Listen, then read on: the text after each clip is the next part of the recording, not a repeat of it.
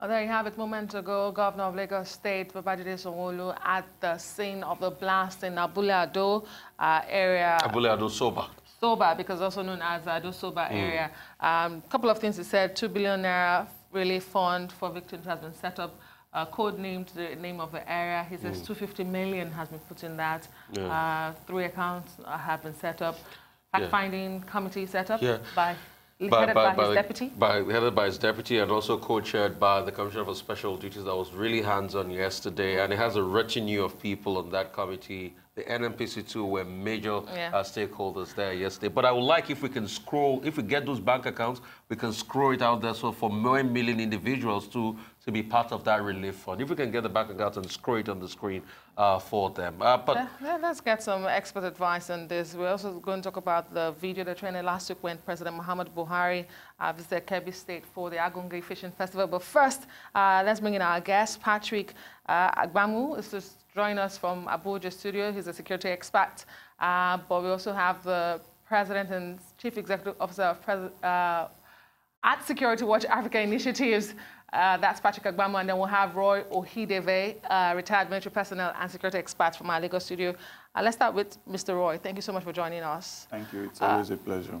Indeed. Let's start with what happened yesterday in Lagos State. I mean, the governor said this morning, we will right the wrongs in that area. As a security expert, how do you begin to right the wrong in that area? Because there's a retinue of issues. Is the right-of-way, is the pipelines, is the people, is the government. And the government in the sense that these houses were allocated to people, lands were allocated to people, people paid for them. How do you begin to right the wrongs? Where do you start from? Well, it's another sad situation. You know, I don't like talking about issues when we have lost lives. Because once somebody dies, it's the end of a lot of catchment of things that's a backlog. Maybe the person is a breadwinner. Maybe it's the person is one of the belief of a parent that this person has been vested upon to help us when we get old, because there's no old age and support from government here in Nigeria, like abroad. You know, so once we see reactive activities like this, they are very robust. You can hear the number of people, the number of committees being set up, the caliber of people being set up. I ask myself, why? After the Ikeja bomb blast, is it that we don't have another scenarios like that? Pipelines busting, trailers falling on the road, pouring these chemicals and going in flames. Why can't we have a proactive measure where immediately where I live, especially during this sanitation period when there's no movement, why can't we initiate a team in every of those places that could immediately begin to look at proactive measures to identify this kind of risk? If it's a pipeline, they are still investigating. Yes. There must be activities around there that 1 or 2 people will say, hey, what's going on here?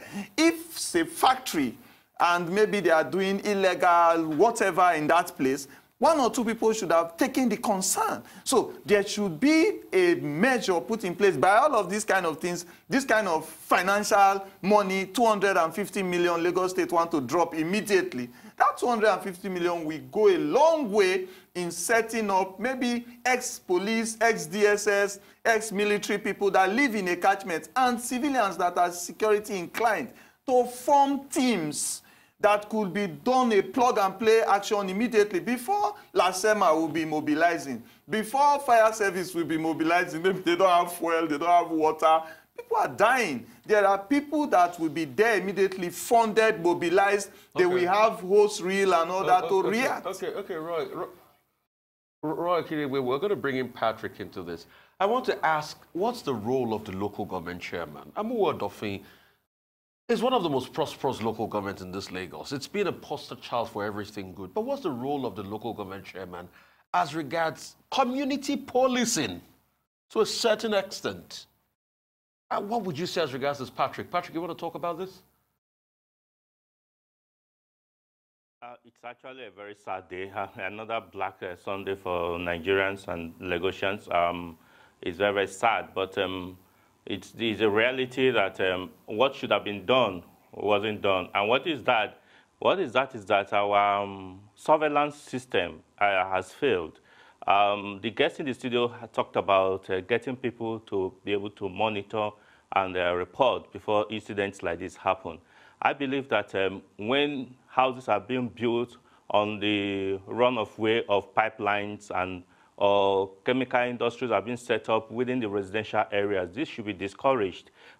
There's supposed to be a town planning plan for Lagos State, and people must not be allowed to build where they're not supposed to build. Some still build on under the high tension wires and outlets, and people are looking at them.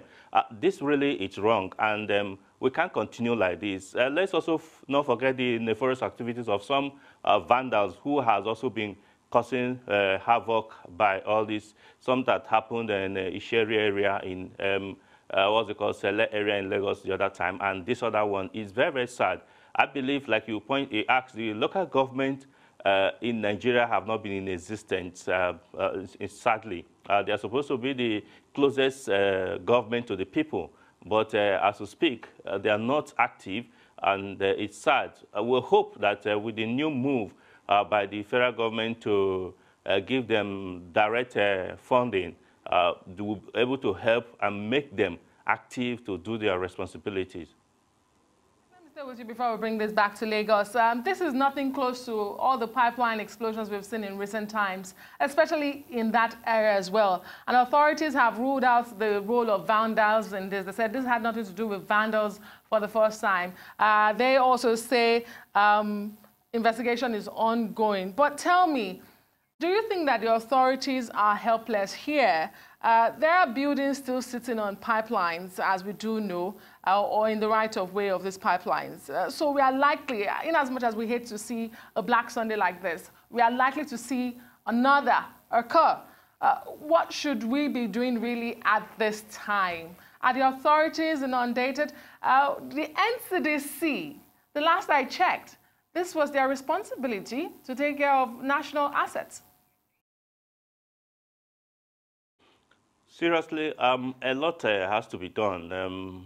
You said it. We believe that government must take up that responsibility of clearing the right-of-way of these pipelines. Yes, people's houses, people's assets are already on it, but to who bear the brunt when lives are lost like this? So I believe that those who are in charge of enforcement of town planning authorities must do their work right now and ensure that working together with NNPC and PPMC to be able to identify those areas where pipelines are and make sure that houses are not on those areas. Even roads are not cutting across those pipelines, so that to be able to prevent incidents like this to happen. I don't think government should be overwhelmed anyway.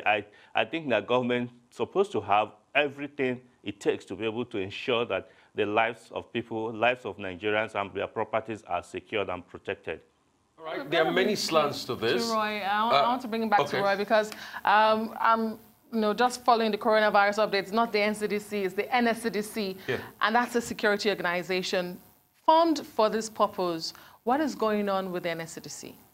Well, incidentally, I'm being monitored by the NSCDC, the Nigerian Civil Defense Corps, because I run a private security company, and it's their responsibility to regulate private security companies.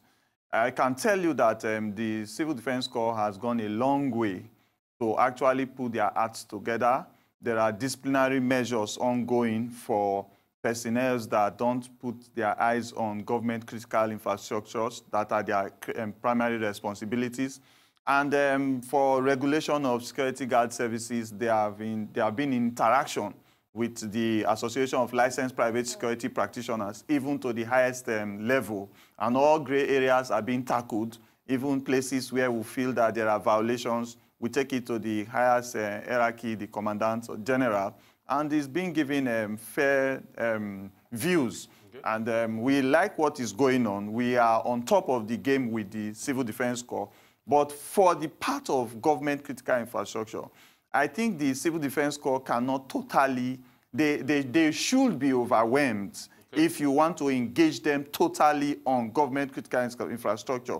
Because if you look at their personnel and their deployment. We are saying policemen are just, they are also overwhelmed. The military are overwhelmed. And there are retinues of graduates that came out from universities that read criminology and all this criminal science, forensics. And they are not being employed as a bundle into all of these agencies to give the appropriate support. So the NSCDC must need the appropriate number of personnel to be able to man this critical infrastructure. When you look at the format everywhere in the world, it has never been about, government authorities regulating, and supervising how this government infrastructure are monitored. It has always been the community. I mean, when you look at what worked in the Niger Delta, it was because communities were brought in to talk about this. So shouldn't we be looking as a form of community partnership and coalition to this? And I'll also ask a further question by saying, when you look at community partnership, look at the area that was affected. Communities interfering with investigation because there's no community briefing as regards the fact that areas should be cordoned off. So shouldn't we work more on community relations as regards government infrastructure and response to emergencies? Shouldn't there be? Okay, let me, I don't know, I have to drop this bomb here. It's a shocker, I did some findings on my own, and I tried to find out why we have buildings that are unauthorized. And it will shock you to know that in my area where I stay at Ebutemeta, a building was marked for demolition or restructuring or strengthening. And after a while, the tapes were removed and people rehabilitated the place.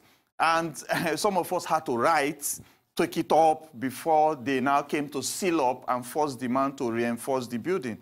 This explosion that have just gone on now, buildings should be marked for either demolition or restructuring because that vibration has shaken so many foundations right now. But when you get to the Ministry of Implementation, where people, officers of government, supposed to come and say, this is wrong placement of a building, it's not in the plan, who goes back to the office because of time, let's talk about the sort it out? Synergy. Let me bring Patrick into this. Patrick, the question is about community synergy. So if the community doesn't take responsibility, where do we go from here? You're very correct. Communities must own their security. Like I've always said, and which is generally accepted, the security you provide for yourself is the most reliable one. I believe that communities at this time must form a body that must be watchdog to situations or their environments. Yes, the issue of community policing is coming up right now. The Nigerian police force is beginning to recruit supernumerary police officers. Over 10,000 will be recruited from various communities and the various locations to be able to assist in this community policing. But we need community safety personnel also. This could be volunteers, like we have in so many developed countries. This could be people whose responsibility is, we don't want our community to be inundated with crime or with issues that threaten lives. So we must take the responsibility either once every week, patrol around their communities, go around on a volunteer basis, and may report immediately to the authorities and ensure, just like the guest in the studio said, that they wrote when a building was being overlooked and then the authorities did what they should do.